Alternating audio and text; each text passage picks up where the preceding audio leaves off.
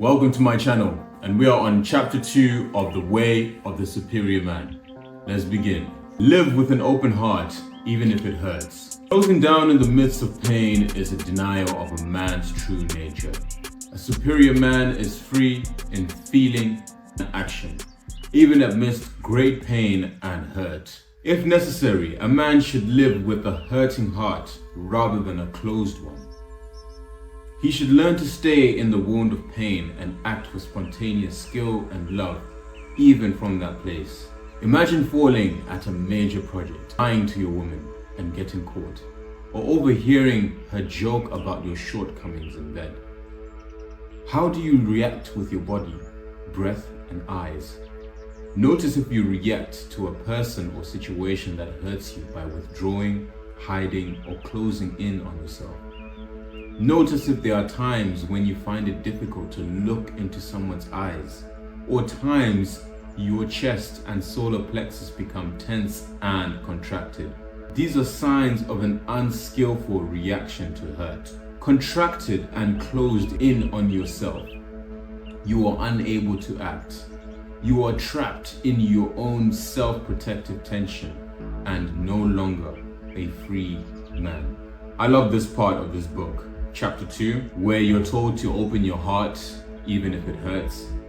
So basically what they're talking about is your emotional reaction, how you react towards whatever emotion that you're immediately feeling.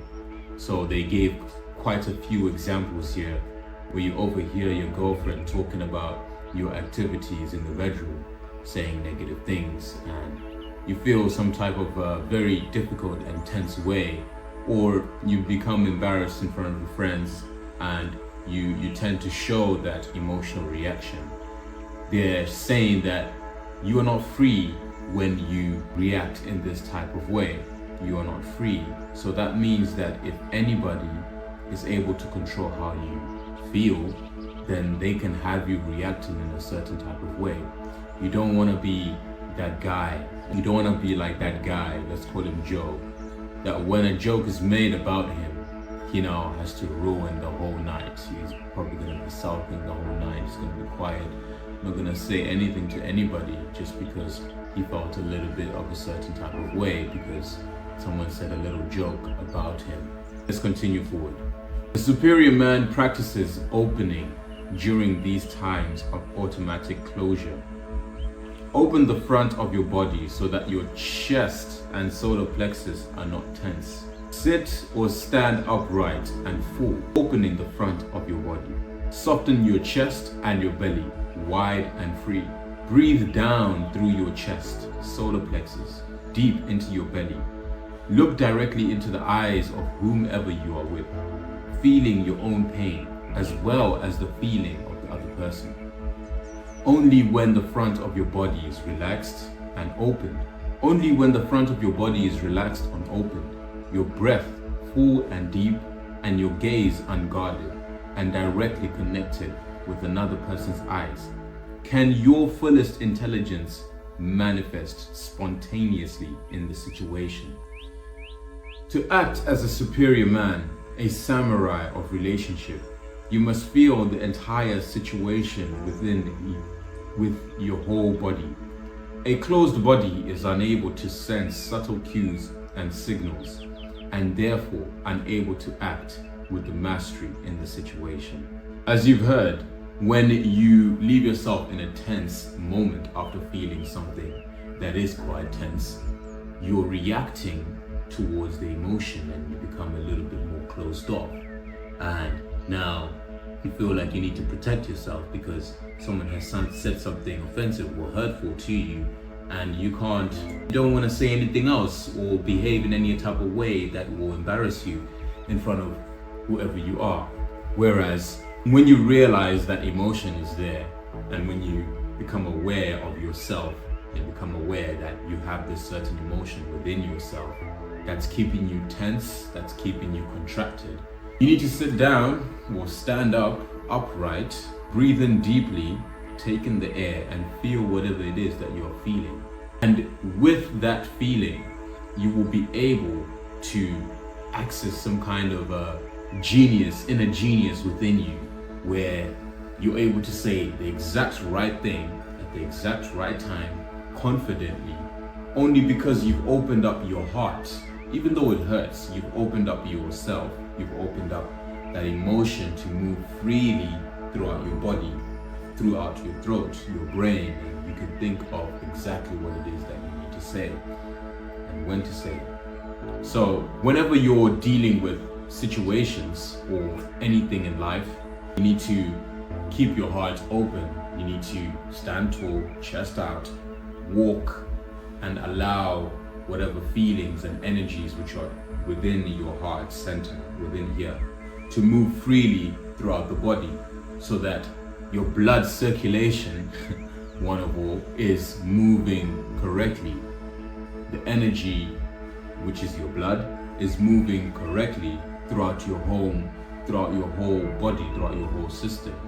The blood goes to your brain, you think clearly, whereas when you're crouched like this, you're blocking yourself, you're contracting yourself, and you can tell even with the way that I'm speaking, I sound more differently.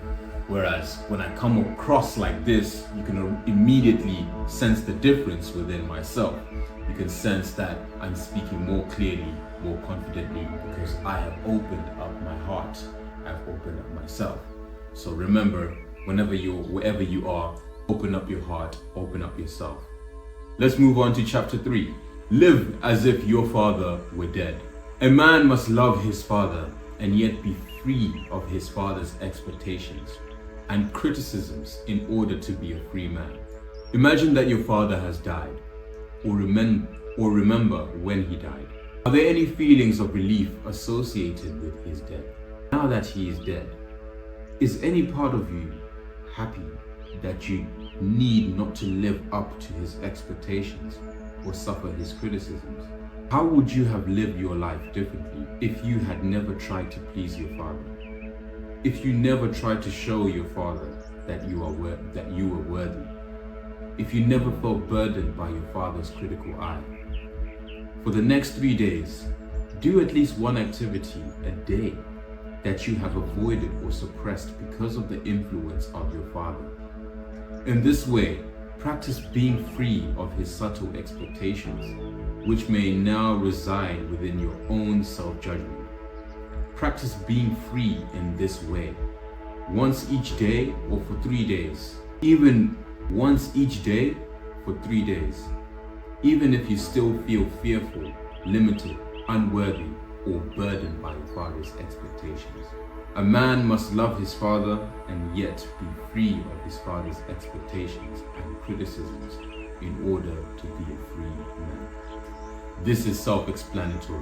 In our lives, not only do we have fathers or mothers, in our lives we have these certain types of figures that have certain levels of criticisms which control the way that we behave.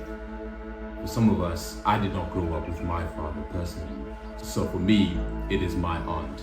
This is who I grew up with.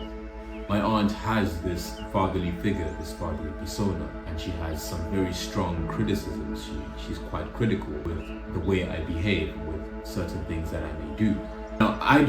Now after reading this passage, I am now not going to then behave the complete opposite and become a rebel and become someone who does not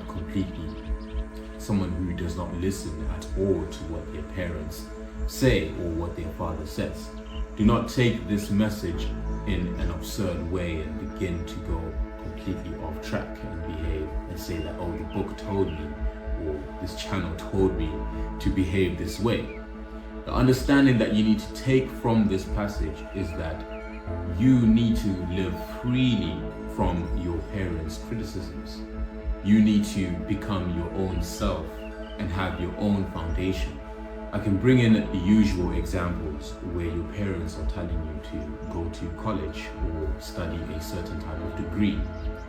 I know that I come from an African background, so I know that most African backgrounds want their children to become doctors.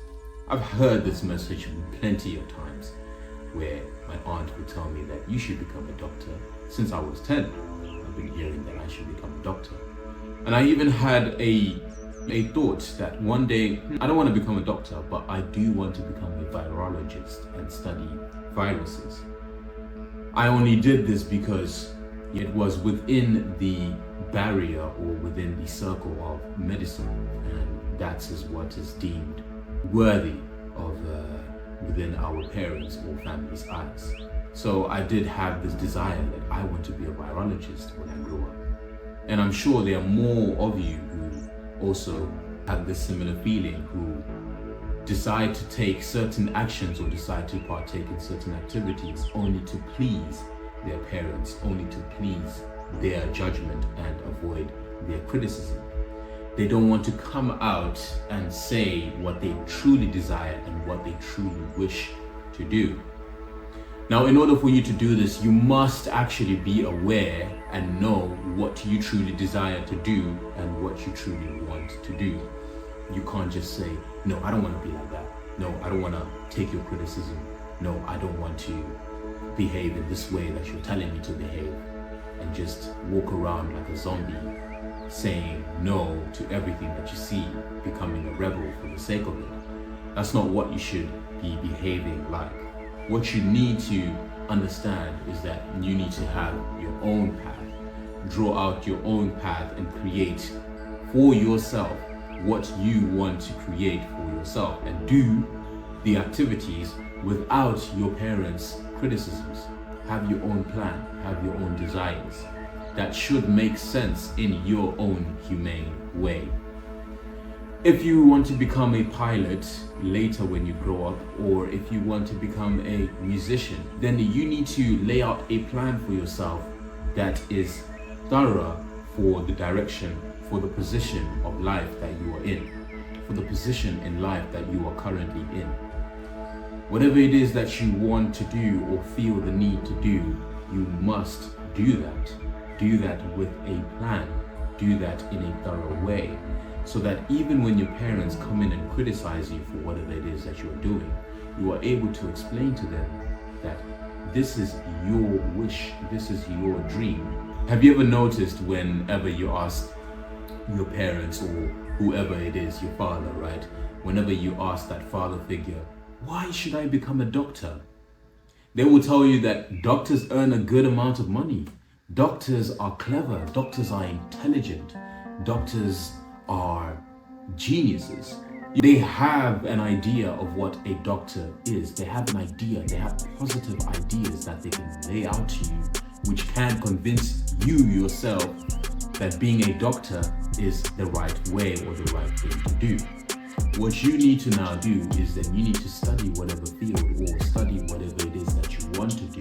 Not only with being a doctor, or not only with choosing a certain subject or whatever it is, you must understand it from your own point of view and be able to articulate that to whoever that person is that's criticizing you.